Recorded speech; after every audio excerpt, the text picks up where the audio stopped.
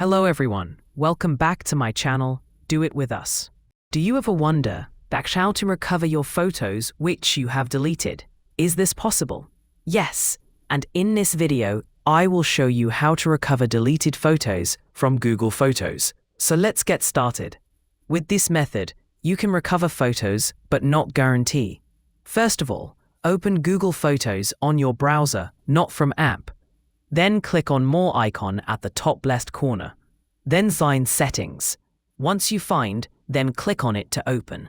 Now, scroll down and find Suggestion option. Click on it. Then find Unsaved Creation option. Click on it to open. Here you might find your deleted if you use Google Photos and save or delete data as normal.